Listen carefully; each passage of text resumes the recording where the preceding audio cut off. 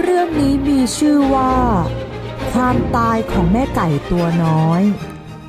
กาลครั้งหนึ่งนานมาแล้วแม่ไก่ตัวน้อยและพ่อไก่ทั้งคู่พากันเดินทางไปที่เนินถั่วแห่งหนึ่งต่างคนก็ตกลงร่วมกันว่าใครก็ตามที่พบเมล็ดถั่วก็ควรแบ่งปันให้อีกตัวหนึ่งเท่าๆกันหลังจากเดินหาถั่วกันอยู่นั่นเองแม่ไก่ก็ได้พบถั่วเม็ดใหญ่เม็ดหนึ่งซึ่งมันดูน่ากินมากแม่ไก่น้อยไม่ได้พูดอะไรเลย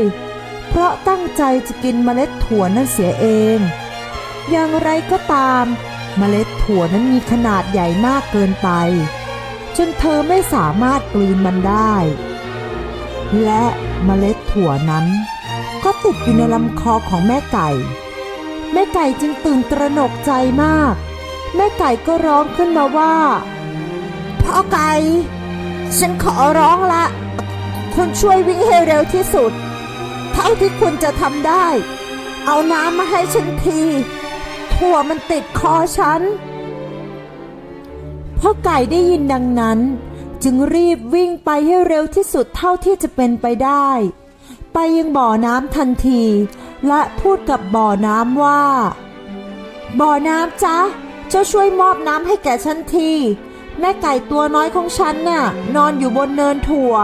และแม่ไก่ก็กลืนถั่วลูกใหญ่เข้าไปมันติดคอแม่ไก่กำลังจะตายแล้วช่วยฉันด้วยบ่อน้ำตอบกลับไปว่าวิ่งไปหาเจ้าสาวก่อนสิแล้วให้นางเอาผ้าไหมสีแดงมาให้ฉันถึงจะให้น้ำแก่คุณพ่อไก่ได้ยินดังนั้นก็ไม่รอช้ามันได้วิ่งต่อไป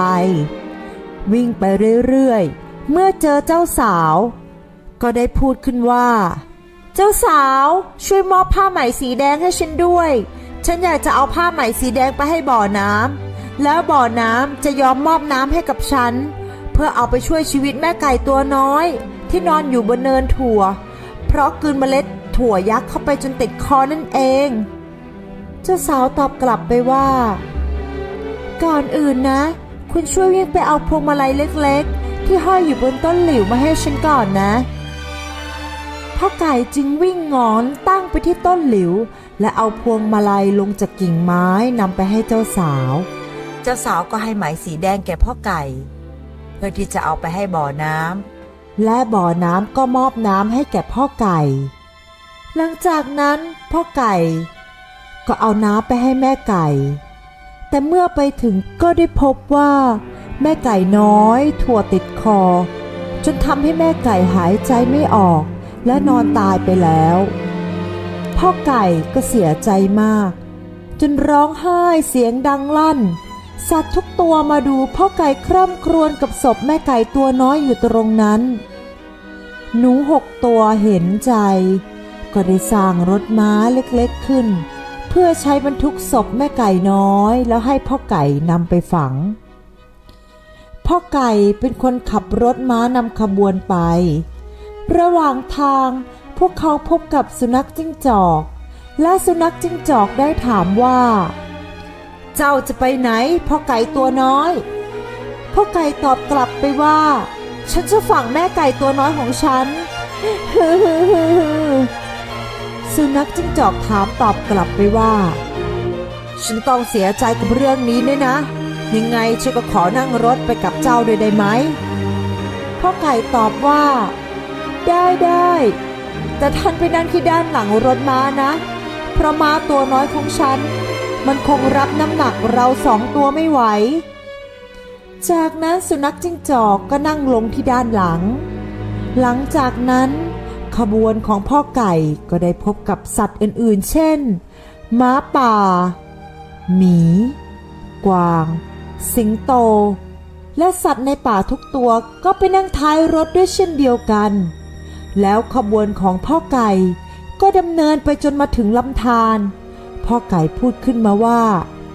เราจะผ่านไปได้ยังไงมันมีฟางเส้นหนึ่งวางขวางอยู่บนริมธารจากนั้นเจ้าฟางก็เอ่ยพูดว่าฉันจะนอนขวางทางและคุณก็จะขับรถข้ามตัวฉันไปได้ไม่ต้องกังวลหรอก แต่เมื่อหนูทั้งหกมาถึงสะพานฟางก็ลื่นถลายตกลงไปในน้ำและหนูทั้ง6ตัวก็ตกลงไปจมน้ำตายกันหมดในสถานการณ์ที่เริ่มยากลำบากขึ้นนั่นเองมีถ่านหินก้อนหนึ่งแถวนั้นเข้ามาบอกว่าฉันโตพอฉันจะช่วยนอนขวางลำธารแล้วคุณก็จะขับรถข้ามตัวฉันไปได้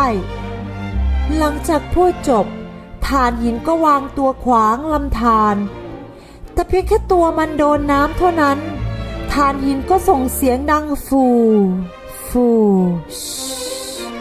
แล้วก็ดับลงไปแล้วก็ตายไปในที่สุด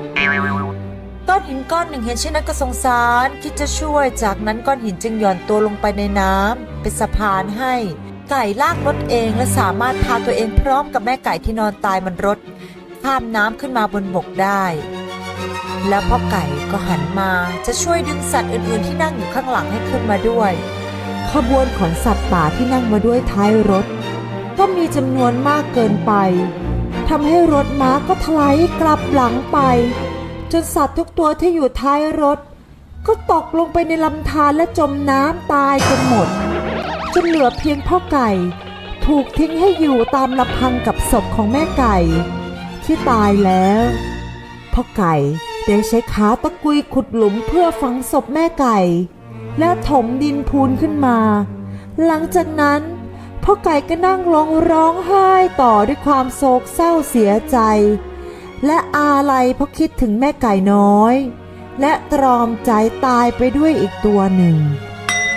สุดท้ายของเรื่องนี้ทุกคนก็ตายกันหมดไม่มีใครรอดแม้แต่ตัวเดียว